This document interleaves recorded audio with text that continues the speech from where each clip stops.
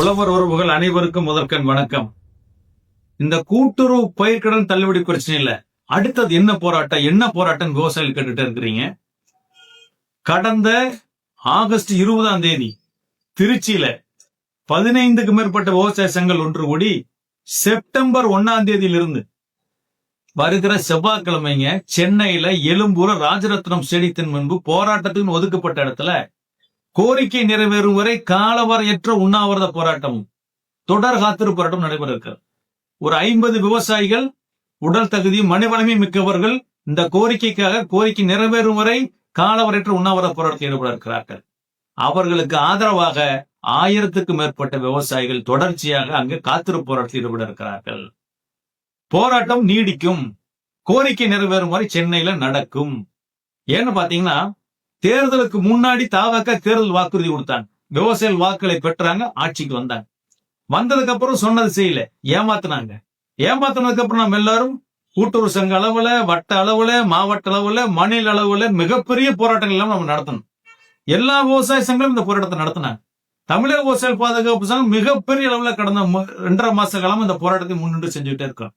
இப்போ பாத்தீங்கன்னா 8 அமைச்சர் உட்கார வச்சு பேசிட்டு என்ன செய்யறன்னு சொன்னாங்களோ அதையே செய்ய மீண்டும் ஏமாத்தி இருக்கிறார்கள். எனவேதான் கடந்த 20ஆம் தேதி எல்லா விவசாய சங்கங்களும் கொண்டு மீண்டும் போராட்டத்தை அறிவிச்சிருக்கிறோம். ஆக தமிழ்நாட்டில் இருக்கிற அனைத்து விவசாய சங்க தலைவர்களும் விவசாயிகளும் சங்கங்களை சாராத பொது விவசாயிகளும் உள்ளூர் அளவுல கூட்டுறவு சங்க அளவுல வட்டார ஒருங்கிணைக்கக்கூடிய விவசாய குழுக்களும் எல்லாரும் செப்டம்பர் 1ஆம் தேதி சென்னைக்கு வாங்க, பெரும் கூட்டமா வாங்க. குறைஞ்சபட்சம் பாத்தீங்கன்னா இந்த செப்டம்பர் 8ஆம் தேதியோட சட்டசபை முடிவடையும். எல்லா அரசியல் கட்சி தலைவர்களும் இங்க இருப்பாங்க. எல்லாரையும் சந்திச்சு நாங்க எல்லாரும் ஆதரவு கேட்க போறோம். ஆக எல்லோரும் வந்து ஒரு வார காலத்துக்கு இங்க தங்குற ஏற்பாட்டோடு வாங்க. நான் 1ஆம் தேதி வந்துக்கிறேன், நான் 2ஆம் தேதி வந்துக்கிறேன், நான் 3ஆம் தேதி வந்துக்கிறேன் சொல்லிட்டு யாரும் பிரிக்க வேண்டாம், உங்க ட்ரிப்பை பிரிக்க வேண்டாம். பெரும் கூட்டம் தேவையில்லை, உண்ணாவிரத்தில் உட்கார கூட மாட்டாங்க. காவல்துறை கைது பண்ணி மண்டபத்தில் வச்சிருவாங்க. ஆக காவல்துறை நம்மளை கைது செய்யலாம், அங்க உண்ணாவிரதம் தொடரும், காத்திருப்பு போராட்டம் தொடரும். சாயங்காலம் விட்டாங்கன்னா மீண்டும் அதே இடத்துல வந்து உட்காருவோம். அரசாங்கம் வந்து நம்ம கோரிக்கையை வந்து நிறைவேற்ற வரைக்கும் இந்த போராட்டம் ஒத்துழையாமை இயக்கம் தொடரும். காந்தி வழியில ஒரு ஒத்துழையாமை இயக்கத்தை, ஒரு காலவற்ற உண்ணாவிரத போராட்டத்தையும், ஒரு தொடர் காத்திருப்பு போராட்டத்தையும் இப்ப 15க்கும் மேற்பட்ட விவசாய சங்கங்கள் அறிவிச்சு இப்ப 20 சங்கங்களுக்கு மேல போயிட்டு இருக்கு. எல்லா சங்கங்களும் இணைஞ்சிட்டு இருக்கிறாங்க. பேசி எல்லா சங்கங்களும் நாங்கள் இணைத்துக் கொண்டிருக்கிறோம். இதுல தமிழக விவசாய பாதுகாப்பு சங்கம் மிக மிக முக்கிய பங்கு வகிக்கிறது. எனவே பாத்தீங்கன்னா 50,000 ரூபாய் 70,000 ரூபாய் ஆக்கணும், 5,000 35,000 ரூபாய் ஆக்கணும். ஆக போராடி கண்டிப்பாக இந்த போராட்டம் வீண் போகல, நம்மளுக்கு நல்ல முன்னேற்றத்தை கொடுத்திருக்கிறது.